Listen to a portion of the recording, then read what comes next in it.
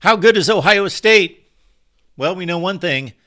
Rutgers, definitely better. Much, much better. Welcome to the Voice of College Football. We break down the game we all love each and every day with you. Best discussion, debate, and analysis. Based on your participation, of course. Leave those comments below. Buckeyes survive Rutgers 35-16, closer than the score might indicate. Let's get to this one, keeping in mind that Ohio State was without two of its best defensive backs. Its best corner, Denzel Burke, and also Lathan Ransom at safety. Back in the lineup on offense, wide receiver Emeka Egbuka, 74 catches, 11 touchdowns last season, preseason, first-team All-America wide receiver. Mayan Williams had knee surgery this week. He is out for the season for the Buckeyes. Rutgers came into this game with high marks on the defensive side of the ball, and they have backed them up against some decent teams, no great teams on offense. The Michigan effort was strong. And they certainly had some solid efforts against teams like Wisconsin. This Rutgers program is on the move. There's no question about that. Finally winning games in the Big Ten against their level of competition. Big step up today, and they proved to be up to the challenge. Came into the game 9th in the nation in total defense, 9th in yards per play, 13th in scoring defense against an Ohio State team. Keep in mind the aspect of the series matchup going into this game. Ohio State had won 8 straight in the Big Ten, had never lost to Rutgers, and won these games against the Scarlet Knights by an average of 42 points per game. This has never been close, but today it was. Ohio State 3 and out right out of the gate. Rutgers gets the football.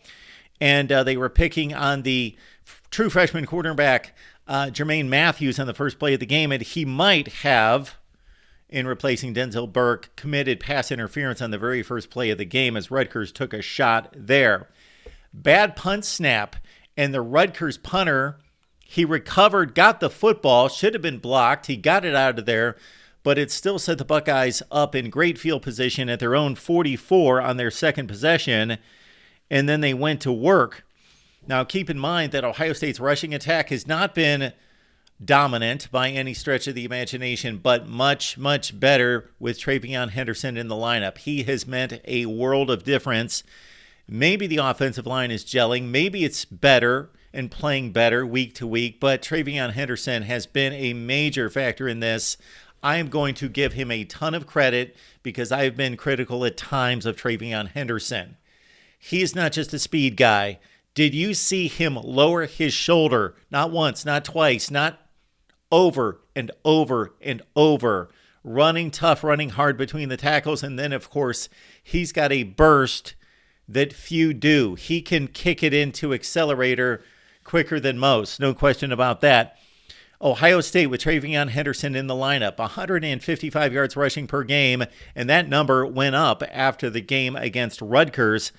97 when he's out of the lineup.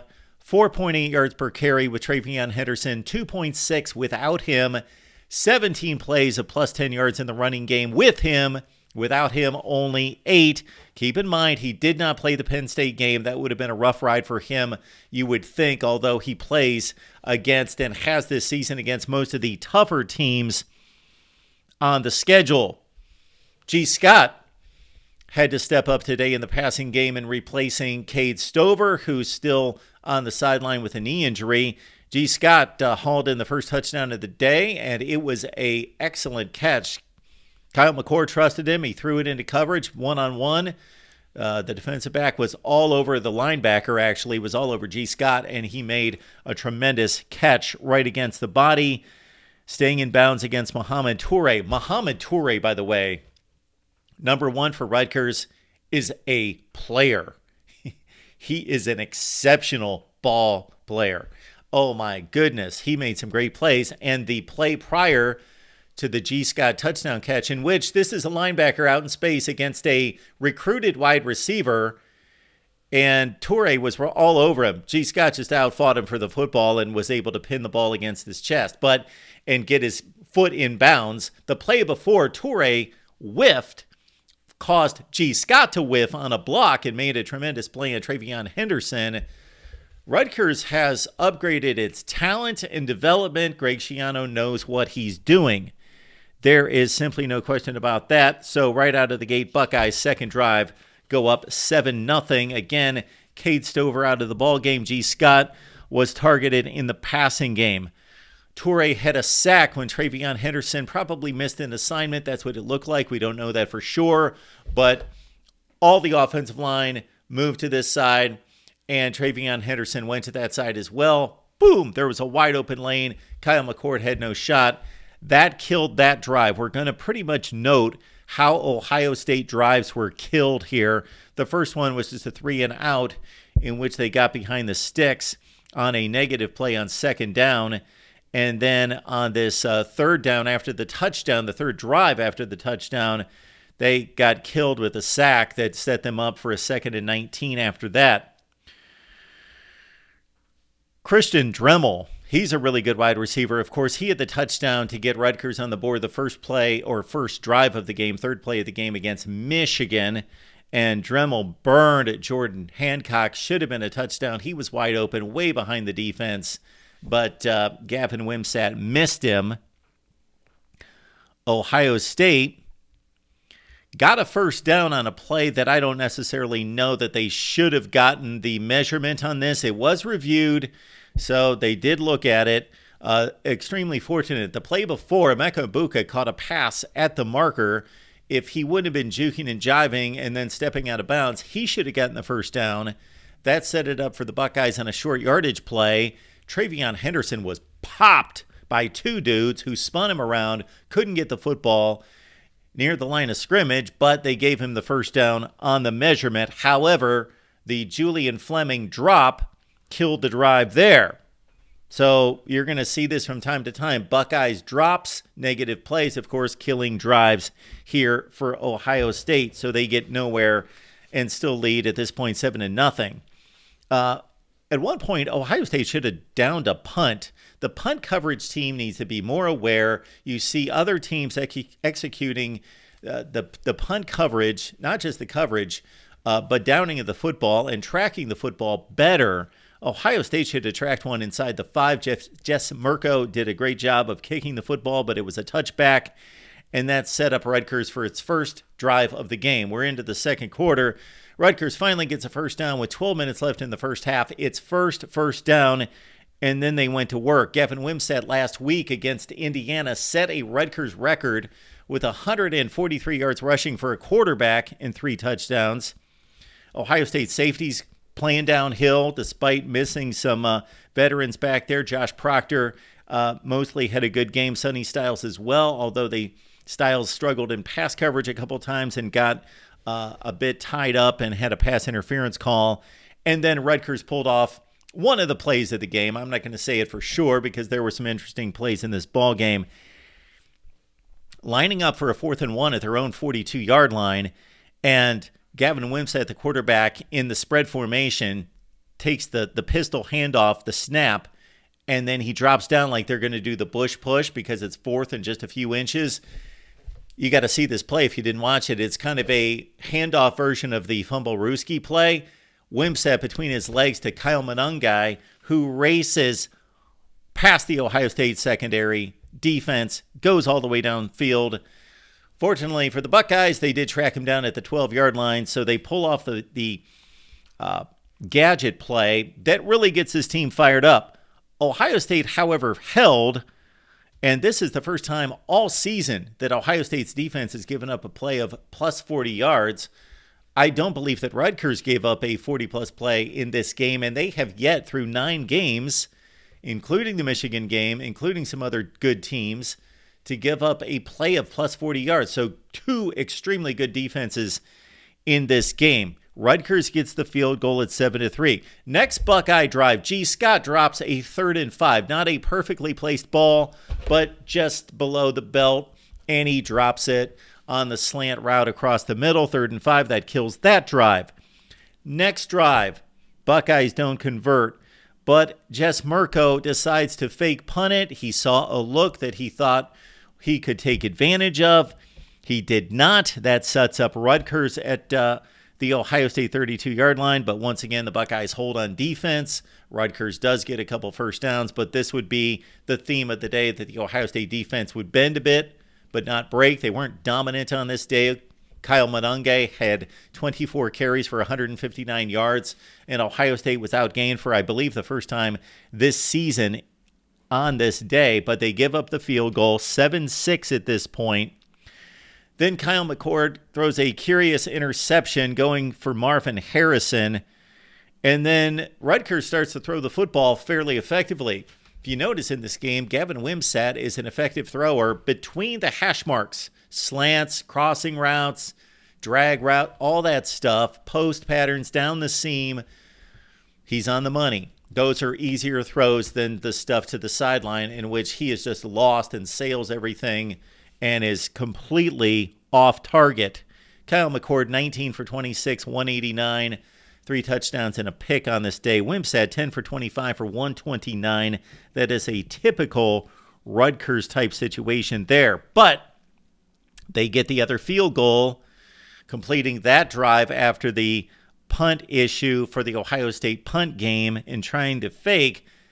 And Rutgers is on top of this football game, 9-7. We go to the second half. Josh Proctor on the first Rutgers drive called for a pass interference. Wimsatt, again, he starts carving up the Buckeyes on defense between the hashes on all the slants, the in routes. At one point in the third quarter, Rutgers had 212 yards of total offense and the Buckeyes 128. They drove it all the way down the field from their own 25 to inside the Buckeyes 25 in the red zone, and they try a little pop pass to Monange, who collides with Josh Proctor, and this proved to be the play of the game. Rutgers up 9-7. They could go up 16-7, 2 scores against a Ohio State defense that has been a bit limited. But ball pops up in the air. Jordan Hancock picks it off and races about 90 yards for a touchdown. Buckeyes go up 14-9. And we didn't know it at the time, but I think many of us knew it. That's probably the ball game. Rutgers gave it a good go. They still were in the ball game. And again, Travion Henderson, 22 carries for 128, barreling ahead. Sometimes he'd use the speed, sometimes he'd use the power, but even at times in which he would get a good gain and could have easily just stepped out of bounds, great run, picked off 15 yards, he would lower the boom on some defensive backs in this game. Abuka had a key reception, but it was mostly Henderson on this drive to the goal line, 21-9 on the touchdown. Then Rutgers wide receiver play stepped up in this one. They made some exceptional plays. Christian Dremel, the quick little slot receiver, out-juking the Buckeyes in the open field. And then you had Jaquay Jackson, who made a remarkable catch on Davison Igbinosun in the corner of the end zone. It was reviewed, made a great catch, got the foot down, and Rutgers draws within 21-16 late third quarter. But the Buckeyes come back. They go to the air. Travion Henderson was left wide open. He circles out of the backfield. He squares up. Boom, he catches the football. And once he turned that corner, see ya. Didn't make it all the way to the goal line, but 65 yards on the play. A few plays later, Marvin Harrison gets into the act. He catches the touchdown on a one-on-one as they isolated him on the left side of the field. 28-16 Buckeyes. The defense started to play its game against Rutgers, and Rutgers really did not come off of their intended game plan. Even getting down 2 scores in the second half, they did what they did best, and they still had plenty of time at that point to get back in the game. The Buckeyes just stiffened up on defense at that point, drive it back down to tack on a good-look touchdown of sorts, and maybe a Heisman stat for Marvin Harrison, who did not factor into this game in terms of tons of yards and catches, but he did have the final 2 touchdowns, 4 catches, 25 yards, as he was a lethal threat in the red zone. Buckeyes win 35-16. They're 9-0. Outgained in this one, 361 to 328. Rutgers leads in first downs, 22-15. Also had 232 yards rushing on 5.4 yards per carry, and that includes sacks as well. So off day for the Buckeyes defense, but 16 points on the board. They played in the red zone. Again, 9-0 Ohio State comes home for Michigan State, then Minnesota before the game. And for Rutgers, They've got their bowl game secure. Now can they march on to an exceptional season? Look out, Iowa. This Rutgers team can play. This is going to be a rock fight, and I mean that with the highest regards for the Scarlet Knights and the Hawkeyes. Rutgers 6-3 going to Iowa next week. Please join us for our Ohio State live stream each and every week on the Buckeyes channel right here at the Voice of College Football, Wednesdays at 11 a.m. Eastern Time. Grab the Amazon link in the description section as well. Same shopping experience. You help us build and grow the channel. Just use the Amazon link. Same shopping experience. Does not cost you a penny. You might as well send a little bit of your hard-earned money to us rather than all of it to a company that makes $2 trillion.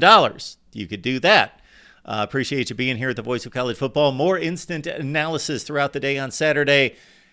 Check out the call-in show to wrap up the weekend right here at the Voice of College Football.